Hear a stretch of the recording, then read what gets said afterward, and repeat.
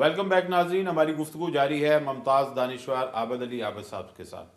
आबद साहब, आपने एक चीज़ फरमाई कि लंगड़ी लूली जमहूरियत जो है वो डिक्टेटरशिप से बेहतर होती है।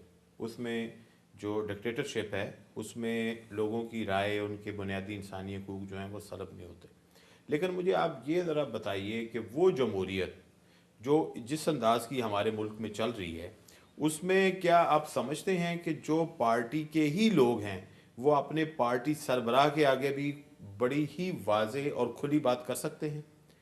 इस तरह की जो राय सल्ब हो रही है, ये राय जो दबाई जाती है और एक इंडिपेंडेंट राय उनका अपना ही पार्टी का बंदा अपने पार्टी के इजलास में भी नहीं दे पाता और पार्टी सरबराह की डिक्टेटरशिप है, इसको आप किस अंदाज से देखते देखिए, हैं? मैंने वो बड़ी ही क्लियरली शुरू में ही बात की थी कि जब सिस्टम नज़रियाती बुनियादों पर होता है तो उसमें एक कारकुन को भी बोलने का मौका मिलता है, और जब सिस्टम का इंफ्रास्ट्रक्चर जो है वो चेंज हो जाता है तो वो पार्टी के अंदर एक छुपी हुई आमरीत जो है वो सामने आ जाती है। इस वक्त क्या आप समझते हैं कि मैं ये पाकिस्तान की समझता पार्टियों हूँ, में आमरीत है? बिल्कुल है। वो इसलिए है कि बहुत सी जगहों पे ऐसा देखने में आया है कि कारकुन की आवाज़ नहीं सुनी जाती।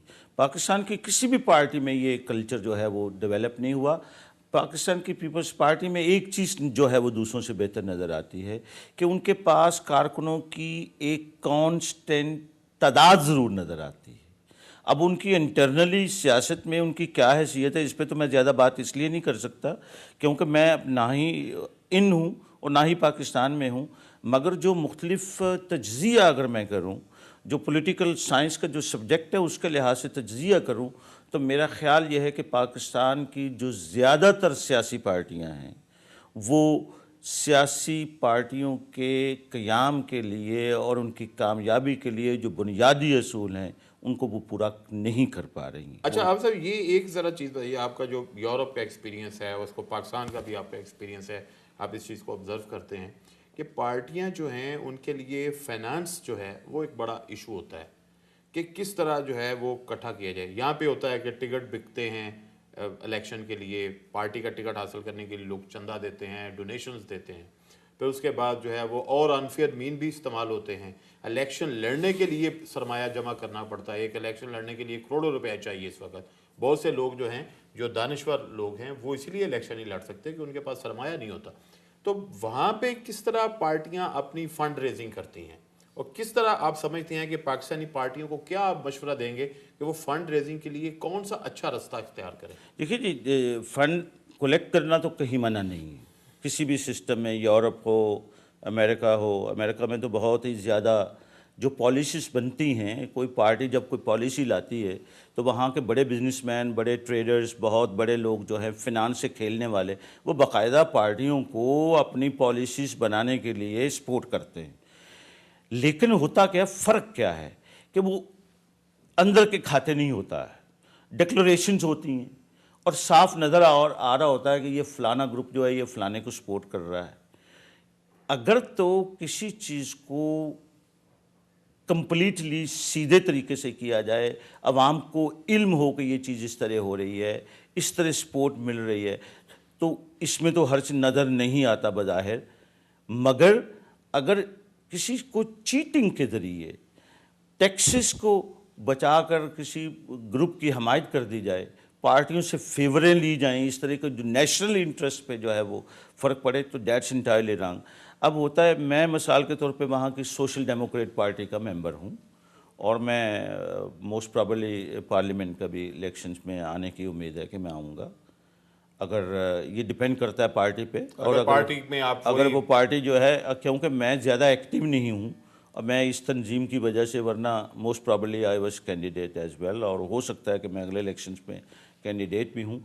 तो हमारा ये है कि हम एक तो मुसलसल सालाना फ़ीस देते हैं जो कि बहुत ही रीज़नेबल होती है, जो हर पार्टी का हर कारकुन देता कारकुन है, के लिए लाजमी है। लाजमी या है। पाकिस्तान में भी वो पार्टी के जो रेगुलर मेंबर होते हैं, जो रेगुलर कारकुन होते हैं, वो यहाँ तो कोई चंदा नहीं देते रेगुलर। वो इसलिए नहीं देते कि वो जब इलेक्शंस के दिन आते हैं तो उनकी फिर ड्यूटीज़ लगा दी जाती हैं, और वो लोग जो पार्टियों के टिकट ख़रीदते हैं, जिनके पास बड़े बड़े सरमाया है, वो फिर प्लेइंग गेम होती है यहाँ डेमोक्रेटिकली। तो मैं ये कहता हूँ कि अगर आप ये कहें कि 100% तो मैं 40% से ज़्यादा किसी भी पॉलिटिकल पार्टी को जो सबसे ज़्यादा कामयाब है कि वो डेमोक्रेटिकली काम कर रही है, 40% से ज़्यादा मार्क्स देने को तैयार नहीं। एक आपने बात की थी कि वहाँ पे यूरोप हो या अमेरिका हो, वहाँ पे डिक्लेयर होता है कि कौन सा बिजनेस हाउस किस ग्रुप को या किस पार्टी को सपोर्ट कर रहा है।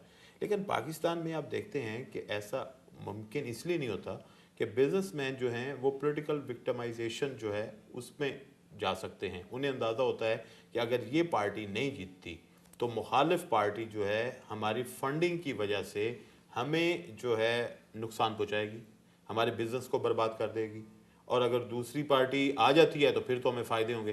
तो लोग अपने आप को छुपा के रखते हैं और दर पर्दा जो है वो सपोर्ट करते हैं या दर पर्दा जो है वो फंडिंग करते हैं।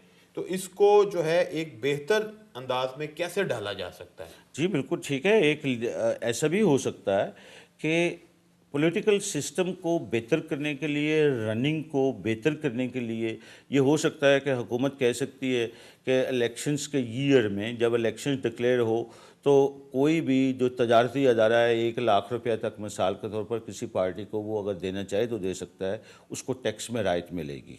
अच्छा, ये एक मैं एक बात कर रहा हूँ, मैं सजेशन दे रहा हूँ। मैं तो पाकिस्तान के हालात को देखते हुए एक सजेशन दे रहा हूँ कि ऐसा होता है, बजाय कि क्राइम्स की तादाद को बढ़ाया जाए, sense of responsibility and principle of morality जो है which is the part of the social system, इसको ज़्यादा स्ट्रांग करने के लिए ज़रूरी यह है कि हमें दूसरों की नकल करने की बजाय हम अपने सिस्टम में बेहतरी लाने के लिए हम ऐसी तजवीज़ें सामने लाएं जो कि सोशली हमें मॉरली स्ट्रांग बनाएं। आबिद साहब, आपसे गुफ्तगू का सिलसिला जारी है, हमें एक ब्रेक पे जाना है। नाजरीन हाज़िर होते हैं एक ब्रेक के बाद और गुफ्तगू का सिलसिला वहीं से जोड़ेंगे।